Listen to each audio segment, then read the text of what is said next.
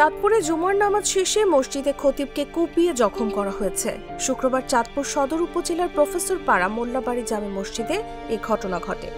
এই ঘটনায় হামলাকারী বিল্লাল হোসেনকে আটক করেছে পুলিশ। আহত খতিব হলেন মদিনা বিশ্ববিদ্যালয়ের সাবেক মোবাল্লিগ মাওলানা আনম নূর মোহাম্মদ মাদানী। তিনি চাঁদপুর সদরের দক্ষিণ গুণরাজদি এলাকার মৃত মাওলানা জামাল উদ্দিনের ছেলে। প্রফেসর পাড়া মোল্লাবাড়ি জামে মসজিদের তিনি প্রতিষ্ঠাতা ইমাম।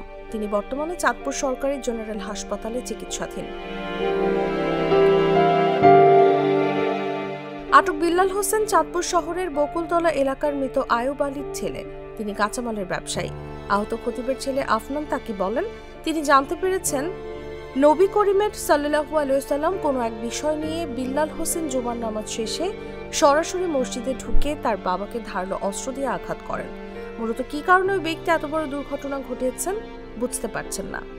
প্রফেসর পাড়া মোল্লাবাড়ি জামে মসজিদের ইমাম মাওলানা মাহবুব হাসান বলেন, হুজুরের জুমার নামাজের বয়ান শেষ হওয়ার পর বিল্লাল কোনো বিষয় নিয়ে কথা বলতে চেয়েছেন, কিন্তু মুসল্লিরা তাকে কথা বলতে দেননি। পরে তিনি নামাজে বসে গেছেন। জুমার নামাজ পড়াইতে যখন বয়ান করতেছিলেন এই সময় সে কথা বলতে চাইছিল, তাকে মুসল্লিদের কথা বলার সুযোগ দেয়নি। পরে সাথে সাথেই সে বসে গেছে। নামাজের পর হুজুর যখন মসজিদ থেকে বের হবেন, মসজিদের গেটের সামনেই হঠাৎ করে সেই হুজুর উপর আক্রমণ চালাইছে। নামাজ শেষে হুজুর বের হওয়ার সময় বিল্লাল চাপাতি নিয়ে মাথায় আঘাত করেন। আকীদাগত বিষয় নাকি ধর্মীয় কোনো আলোচনা নিয়ে হামলা করেছেন সেটা বলতে পারছি না। চাঁদপুর সরকারি জেনারেল হাসপাতালের কর্তব্যরত চিকিৎসক সৈয়দ আহমেদ কাজল বলেন, কানের কাছে ক্ষত জায়গায় 12টি সেলাই লেগেছে। তার অবস্থা আশঙ্কাজনক। হাসপাতালে ভর্তি রেখে চিকিৎসা দেওয়া হচ্ছে।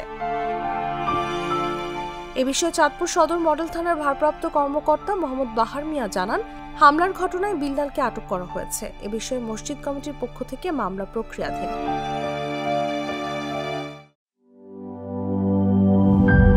গ্লিটারের টুইন লেমন ও অ্যান্টিব্যাকটেরিয়াল ফর্মুলা বাসনকে চকচকে জীবাণুমুক্ত করে আমাদের দেয় গ্লিটার গ্যারান্টি।